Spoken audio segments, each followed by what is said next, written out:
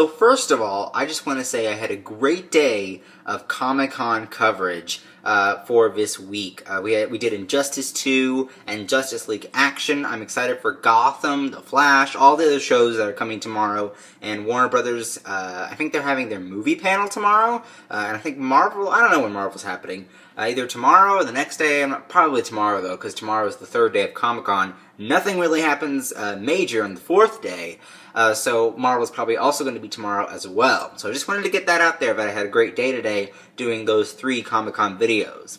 Second of all, I love this episode of Girl Meets World. I think that this episode is so good, it's almost close to perfect. Well, actually, you know, it is almost perfect, really, because it was just so much fun, and Girl Meets World really played around with itself for a little while, and I really did enjoy it.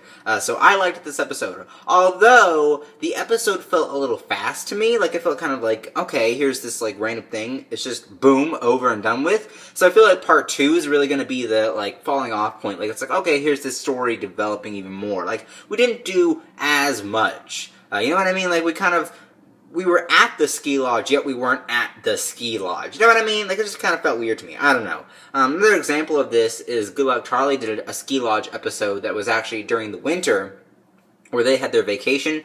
Much more was going on. Like, it was kind of like this whole thing, and that was a 2-parter as well. Maybe a 3-parter, but I feel like it was a 2-parter. I can't remember for sure, but I think it was a 2-parter. So that's an example of something that has so much to do, and here we didn't have much to do. So in the next part, I would like to see more hands-on, like more things to do, like more places to go, more storylines to do. Kind of like, you know, in Girl Meets Texas Part 1 and 2, we had things to do. There was a lot going on. Part 3 was obviously going back to the school, but the first 2 parts, there was a lot going on. So I really want that for Ski Lodge Part 2. But I loved Ski Lodge Part 1. So let's get with the obvious great things about this episode. There is no Augie in this episode. Hallelujah. Oh God, oh God, oh God, oh God, oh God, oh God, oh God. There is no Augie. And I loved that because I hate the Augie storylines. Everyone knows this. I hate the side stories. I mean, Augie was in this episode, but he wasn't, like, there was no storyline for him. Like, I'm so glad that there was not any big storyline. However, I was wondering, where is he? Like, is he still in New York? Like, who's babysitting him? I'd like to imagine that, that Katie, Maya's mom, is babysitting him, but, like, she has told everybody that she's a bad mom or something. I don't know. Like, who knows who's babysitting him at this point. But still, I'm glad that the side story... Like, not that I care, but still, I am glad that there was no side storyline and that they did something fun with Girl Meets World. So this episode plays around with the whole triangle thing. I'm glad that we got to get back to that, because really, that's pretty much one of the only reasons why people are still watching Girl Meets World, because, you know, everyone wants to know, who does Lucas end up with? Like, who's he going to choose? And obviously, he has already chosen someone. He's already chosen between Maya and Riley, but yet he does not answer. So it's kind of like frustrating to see that he's not going to answer that question, and it's probably going to go to the Season 3 finale, which, please don't, because as we all know, Season 4 is probably going to be the last season, unless they move it over to Freeform, which they probably will not do. So I'd hate for them to reveal it at the Season 3 finale, and for us to only get one season, which is probably 20 to 31 episodes, because Season 2 had 31. So I'd hate for them to do that, and then only have 31 episodes of Lucas with Maya, or Lucas with Riley, or whoever. And then, like, what if they even drag it on even more, over to Season 4? It's like, that's gonna be your last season. Don't ruin it. Unless they know already that they're moving it to Freeform. Like, what if they are moving it to Freeform and they already know it, so that's why they're dragging it on so long? But I feel like that's not the case. Because, you know, I don't think Disney Channel would ever move it over to Freeform at this point. But, you know, I am enjoying this episode quite a bit. So they go to the ski lodge, and obviously we know that the ski lodge is famous to the Cory and Topanga having problems back in Boy Meets World, so I'm glad that we got to revisit that, kind of, with the whole triangle situation. I also love the really big innuendos in this episode. Not like bunked innuendos, but like the innuendos like, this is your plan, your blueprints, all that, that's not going to work out. So I like what they did with that, because they didn't have a big life lesson. I mean, obviously they weren't in the school for most of the episode, so they didn't have that life lesson, so there was better things to focus on other than that. Although my review for Girl Meets True Maya, I did say I liked the life lesson about Pompeii in that, just because it really fit with what Maya was going through in that episode. But I did like this episode of how there was no life lesson, because you got to focus on what's really important in these 2 episodes, these 2 parts, is the triangle. So that was what I thought was most important here, is the triangle.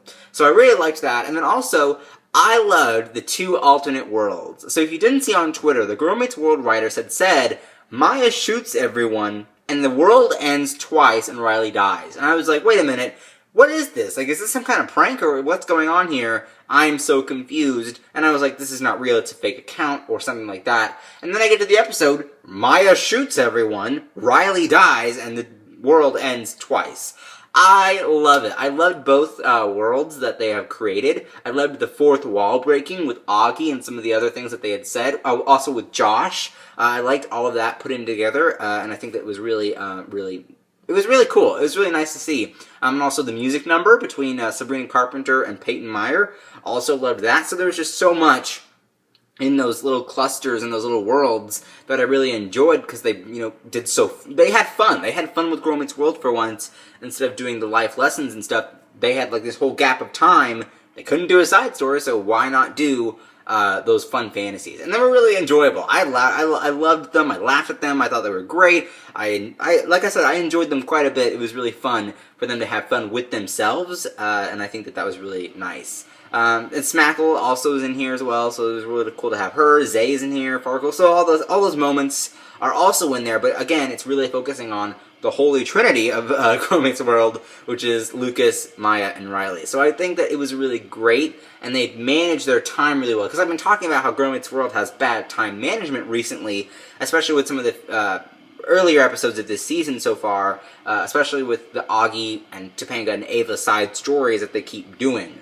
So I'm glad that in this episode they had great time management, and they were able to do something fun that's like not focusing on side stories and focusing on whatever they want to write the heck about, whatever they want to do. So I really enjoyed that as well. So what did you guys think of this episode, and what do you guys think about the whole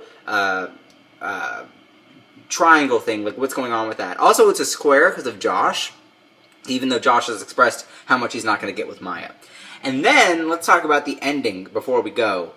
The new character, who is he? And is he from New York, and is he going to be a recurring character, or is he only going to be in this Ski Lodge storyline? So the new character, apparently, at the end credits with Riley, was sitting and talking about how he watched the sky along with Riley with the hot chocolate. I just love that.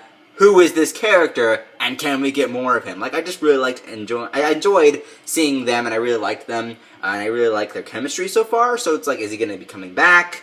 Is he going to be recurring? What's going on? I'm confused. So I just really hope that they bring him back as many times as they can, I guess. But it really depends on what this character is about. Like, we don't know anything about this character. We're going to have to wait till Ski Lodge Part 2 to find out what the heck he's really doing. But what did you guys think about it? And do you like the new character? And do you want to see him come back as more, or I guess as much as I do? Comment down below. So links are there to my other Girl Meets World videos. Links are there to my Twitter, Instagram, my vlog channel, and gaming channel. Don't forget to like and favorite this video. Don't forget to subscribe, and I will see you guys later. Bye.